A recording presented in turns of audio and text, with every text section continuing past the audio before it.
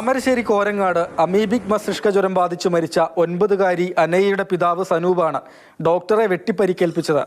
August 14-നാണ് Kozhikode medical കോളേജിൽ ചികിത്സയിലിരിക്കെ കുട്ടി മരിച്ചത്. അനയ്യയെ ആദ്യമെത്തിച്ച താമരശ്ശേരി താലൂക്ക് ആശുപത്രിയിൽ മതിയായ ചികിത്സ ലഭിച്ചില്ലെന്നാണ് സനൂപിന്റെ പരാതി. ഉച്ചയോടെ ആശുപത്രിയിലെത്തിയ സനൂപ് ബാഗിൽ വടിവാൾ കരുതി. സൂപ്രണ്ടിനെ ലക്ഷ്യമിട്ട് അകത്തേക്ക് പ്രവേശിച്ചു. പിന്നാലെ ഡോക്ടർ വിപിന്റെ തലയ്ക്ക് വെട്ടി. ഡോക്ടർ രോഗിയെ പരിശോധിച്ചുകൊണ്ടിരിക്കുമ്പോൾ ഒരാൾ വന്നു. അയാൾ ബാഗിൽ നിന്ന് ഒരു വെപ്പൺ എടുത്ത് വടിവാളെടുത്തിട്ട് ഡോക്ടറുടെ തലയ്ക്ക് വെട്ടുകയാണ് ഉണ്ടായത്. പെട്ടെന്നുള്ള ഇതായതുകൊണ്ട് ഡോക്ടർക്ക് തടയാനോ ഒന്നും പറ്റിയില്ല. അതെ, വടിവാളുമായിട്ട് ഒരാളാരും ഹോസ്പിറ്റലിൽ വരില്ലല്ലോ, ആസൂത്രിതമായിട്ട് തന്നെയാണെന്ന് വിചാരിക്കണം. സനൂപിനെ ആശുപത്രി ജീവനക്കാർ ചേർന്ന് പോലീസിൽ ഏൽപ്പിച്ചു. ആക്രമണത്തിൽ ഡോക്ടറുടെ തലയോട്ടി പൊട്ടി. ഡോക്ടറെ വിദഗ്ധ ചികിത്സയ്ക്കായി കോഴിക്കോട്ടെ സ്വകാര്യ ആശുപത്രിയിൽ പ്രവേശിപ്പിച്ചു.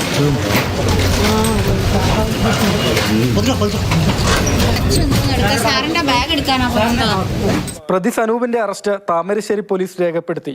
ഇയാൾക്കെതിരെ വധശ്രമം, മാരകായുധം ഉപയോഗിച്ച് ആക്രമിക്കൽ, അതിക്രമിച്ച് കയറൽ എന്നീ വകുപ്പുകളും ആശുപത്രി സംരക്ഷണ നിയമത്തിലെ 3-4 വകുപ്പുകളും ചുമത്തി.